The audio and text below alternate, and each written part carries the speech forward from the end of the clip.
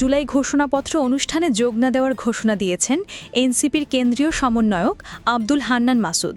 ৪ August দিবাগত রাত ২টায় নিজের ফেসবুকে দেওয়া এক পোস্টে তিনি কথা জানান। তিনি বলেন, এই সরকার জুলাই অভ্যুত্থানের লেজিটিমেট বডি ১৫৮ জন সমন্বয়ক সহ সমন্বয়কে দাওয়াত দিতে পারেনি। হয়তো কতগুলো আসন বসাবে, কিন্তু ১৫৮ জনের জন্য জায়গা হবে না। কিন্তু শহীদ পরিবারের জায়গা হবে কিনা জানি না।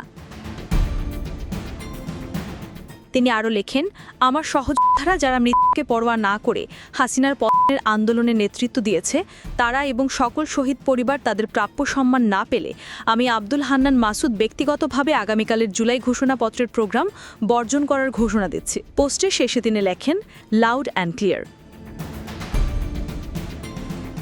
এদিকে বিএনপির পক্ষ থেকে জুলাই ঘোষণাপত্র অনুষ্ঠানে অংশ নিচ্ছেন দলের শীর্ষ ৫ নেতা। দলের মহাসচিব মির্জা ফখরুল ইসলাম আলমগীরের নেতৃত্বে স্থায়ী কমিটির ৫ সদস্য অংশ নেবেন। ৪ আগস্ট রাতেই গুলশানে বিএনপি চেয়ারপারসনের কার্যালয়ে স্থায়ী কমিটির বৈঠক অনুষ্ঠিত হয়। ভার্চুয়ালি এতে সভাপতিত্ব করেন বিএনপির ভারপ্রাপ্ত চেয়ারম্যান তারেক রহমান।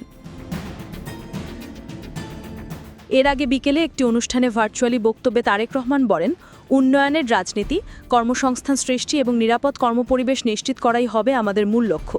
জনগণের রায় বিএনপি রাষ্ট্র পরিচালনার দায়িত্ব পেলে দ্রুততার সঙ্গে পরিকল্পনা বাস্তবায়নের কাজ শুরু করব। তিনি আরও বলেন, শুধু জুলাই আগস্ট না, বিগত ১৫ বছর ধরে বিএনপি সহ বিভিন্ন রাজনৈতিক কর্মীর বাইরেও বিভিন্ন শ্রেণী পেশার মানুষরা নিজেদের অধিকারের কথা তুলে ধরতে গিয়ে, দাবি আদায় করতে গিয়ে বিভিন্নভাবে সেই পলাতক স্বৈরাচারের অত্যাচার নির্যাতনের শিকার হয়েছে। তাদেরকে শ্রদ্ধা করার একমাত্র উপায় হচ্ছে তারা যে প্রত্যাশা নিয়ে রাজপথে নেমে এসেছে, সেই প্রত্যাশা বাস্তবায়নের কাজ শুরু করা। সেই প্রত্যাশা বাস্তবায়নের মাধ্যমে তাদেরকে সম্মান জানানোর একটিমাত্র উপায়।